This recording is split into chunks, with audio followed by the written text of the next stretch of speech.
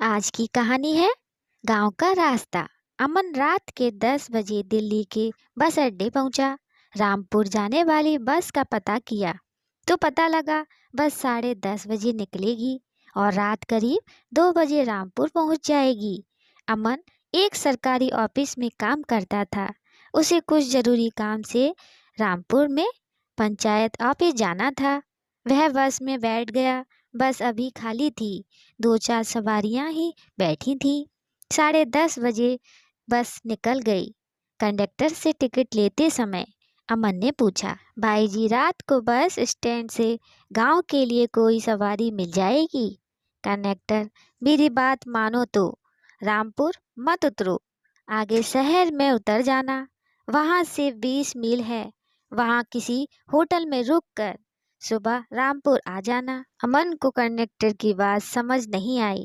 वह बोला, अमन, नहीं भाई, मुझे तो रामपुर ही जाना है, काम खत्म करके कल ही वापस लौटना है।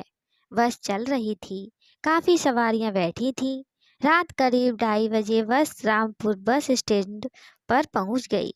अमन बस से उतर रहा था, तभी उसे कुछ सवारियों ने मना किया, लेकिन अमन नहीं माना। वह बस स्टैंड पर उतर गया। बस स्टैंड बिल्कुल खाली पड़ा था।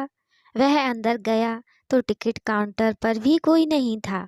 अमन वहीं पास पड़ी एक बेंच पर बैठ गया। लगता है यहाँ कोई नहीं है, रात यहीं टिकट काउंटर में बिता लेता हूँ, सुबह होते ही गांव चला जाऊंगा। वह टिकट काउंटर के गेट पर पहुंचता है, लेकिन वहां ताला लगा हुआ था। अमन हार कर उसी बेंच पर आकर बैठ जाता है। कुछ दूर पर एक चाय की दुकान थी। वह वहां पहुंच जाता है, वहां भी कोई नहीं था। दुकान के अंदर एक बेंच पड़ी थी। अमन अपना बैग सिर के नीचे लगाकर वहीं लेट जाता है। कुछ ही देर में उसे किसी के चलने की आहट सुनाई देती है। वह दुकान से निकलकर बाहर देखता है तो एक आदमी कम्बल ओढ़े, शायद हाथ में बीड़ी लिए, गांव की ओर जा रहा था। अमन, अरे भैया रुको, क्या तुम गांव में जा रहे हो? वह आदमी नहीं रुका और सीधा चला जा रहा था।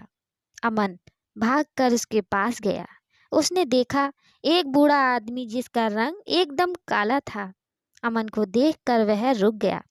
आदमी, क्या है, मेरा रास्ता क्यों रोका? अमन, भाई मुझे भी साथ ले चलो, गांव तक जाना है। इस समय जाना ठीक नहीं, यहीं सो जाओ, सुबह गांव चले जाना। अमन, लेकिन तुम भी तो जा रहे हो, मैं तुम्हारे साथ चलता हूँ। ठीक है, तुम्हारी मर्जी, लेकिन बाद में मत कहना बताया नहीं था। तुम शहरी लोग किसी बात मानते कहाँ हो। चलो, दोनों खेतों के रास्ते से होकर गांव की ओर चल देते हैं। आदमी, भूत प्रेत में विश्वास रखते हो? अमन, नहीं, भूत प्रेत कुछ नहीं होते। आदमी, बीड़ी पीते हो? अमन, नहीं। आदमी, मैं बीड़ी जलाकर देता हूँ, इसे हाथ में पकड़कर चलो, वरना ये खेत भी पार कर नहीं पाओगे। हाथ में आग रहेगी तो सही रहेगा। अमन को बड़ा अजीब सा लग रहा था, लेकिन उसने उस आदमी की बात मानने में भी भलाई समझी और जलती हुई बीड़ी अपने हाथ में ले ली। आदमी, पीछे से कोई आवाज दे तो पलट कर मत देखना, चाहे कोई भी हो। अमन आदमी के पीछे पीछे चल रहा था, तभी उसे किसी बच्ची के रोने की आवाज सुनाई दी। अमन, भाई लगता है कोई बच्ची मुसीबत में है। आदमी, तुम मुझे भी मरवाओगे, ये सब छलावा है। तुम चुपचाप मेरे पीछे चलो, पीछे मत देखना। कुछ दूर आगे जाने पर एक कुआं दिखाई दिया। अमन, भाई जी यहाँ पानी पी सकते हैं, बहुत प्यास लगी है। आदमी, नहीं, रात के समय यहाँ रुकना ठीक नहीं, अगर रुक गए तो गांव वालों को सुबह हमारी लाश ही मिलेगी। चुपचाप चलते रहो। अमन चुपचाप उस आदमी के पीछे चलने लगा। अचानक अमन को लगा जैसे उसके पैर किसी ने जकड़ लिए। उसके पैर उठ नहीं रहे थे। वह बड़ी मुश्किल से आगे बढ़ रहा था। अमन जोर से चिल्लाया, भाई जी मुझसे अब चला नहीं जा रहा, कुछ देर बैठ जाते हैं। आदमी, लगता है तुम्हारी बीड़ी बुझ गई। अमन ने देखा वाकई उसकी बीड़ी बुझ गई थी। आदमी, तुम्हें किसी साए ने पकड़ लिया है। मैं अपना हाथ देता हूँ, उसे पकड़कर मेरे साथ चलो। मैं पीछे मुड़कर नहीं देख सकता। अमन उस आदमी का हाथ पकड़ लेता है। वह आदमी लगभग उसे घसीटता हुआ लेकर चलने लगता है। कुछ दूर इसी कसमकस में चलते चलते अमन के पैर हल्के हो जाते हैं। अमन, भाई जी, अब ठीक है, मैं चल पा रहा हूँ। आदमी, तुम्हें पता नहीं, तुम अभी अभी मौत के मुंह से बचकर आए हो।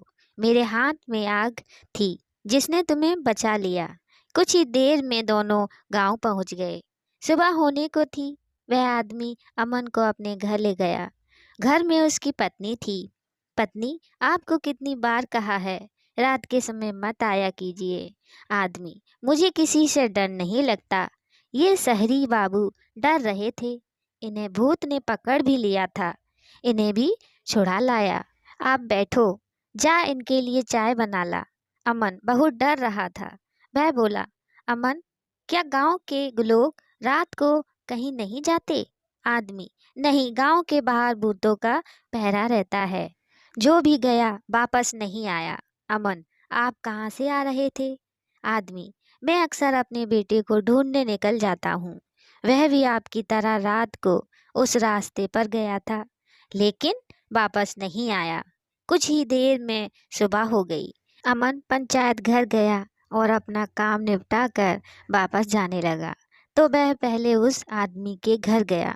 अमन, बाबा, मैं वापस जा रहा हूँ, आपका बहुत बहुत धन्यवाद। आदमी, बेटा, एक वादा करो, चाहे कितना भी जरूरी काम हो, इस गांव में वापस मत आना। लेकिन अब सवाल यह है कि जाओगे कैसे? अमन, क्यों दिन में भी नहीं जा सकते क्या? आदमी, अब तुम इस गांव में बाहर नहीं जा सकते, तुम्हें यहीं रहना होगा। मैं तुम्हें मना कर रहा था यहाँ आने को, लेकिन तुम नहीं माने। रात को उन आत्माओं ने तुम्हें देख लिया। अब वे तुम्हारा पीछा नहीं छोड़ेंगी। यहाँ कुछ नहीं कर पाई तो तुम्हारे घर तक पहुँच जाएंगी। अपने घर वालों की रक्षा करना चाहते हो तो इसी गांव में बस जाओ। अमन बहुत डर जाता है। गांव के पीछे एक पुराने मकान में रहने लगता है। उसे रहते कई महीने बीत जाते हैं। एक दिन अमन उस आदमी के घर जाकर उसके पैर पकड़ लेता है। अमन, बाबा, मुझे किसी तरह इस गांव के बाहर पहुंचा दो, मैं अपने घर जाना चाहता हूँ। आदमी, तुम इस गांव में आना चाहते थे। इस गांव में तुम्हारे अलावा और भी कई लोग शहर से आए थे। कुछ ने जाने का प्रयास किया, मारे गए।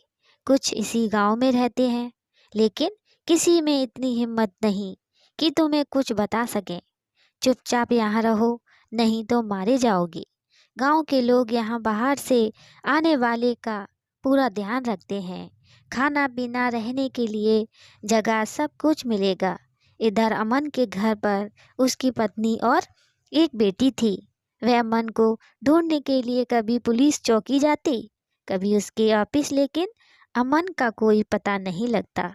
कुछ दिन में सरकार ने उसे मृत घोषित कर दिया और उसकी पत्नी को पेंशन देनी शुरू कर दिया। इसी तरह 7 साल बीत गए। एक दिन गांव वाले बाहर नाच गा रहे थे। तभी अमन बाहर निकला। गांव वालों ने उसे अपनी खुशी का कारण बताया। आदमी, बेटा, आज से 12 साल पहले हमारे गांव में एक तांत्रिक आया था। उसे गांव वालों ने मार मार कर भगा दिया। तभी से उसने आत्माओं को बुलाकर इस गांव को बांध दिया। कोई भी गांव से बाहर नहीं जा सकता। अब गांव में एक साधु बाबा आए हैं। कल वे पूजा करेंगे, जिससे यह गांव बंधन से खुल जाएगा और सभी आत्माओं को मुक्ति मिल जाएगी। तुम भी अपने घर जा सकते हो। अगले दिन पूरे गांव को सजाया गया। साधु और उनके शिष्यों ने गांव के बीच में हवन किया। हवन के समय कई आत्माओं की आवाजें गांव वालों ने सुनी। हवन समाप्त होते होते सब शांत हो गया। गांव अब श्राप मुक्त हो चुका था। अमन भी साधु बाबा और अन्य लोगों के साथ गांव से बाहर आ गया। वहां से बस लेकर वह अपने घर पहुंच गया। घर पहुंचकर अमन ने चैन की सांस ली। दोस्तों, कहानी कैसी लगी कमेंट में बताइएगा, लाइक सब्सक्राइब शेयर भी कीजिएगा हमारी अगली कहानी के लिए। जय श्री राधे राधे।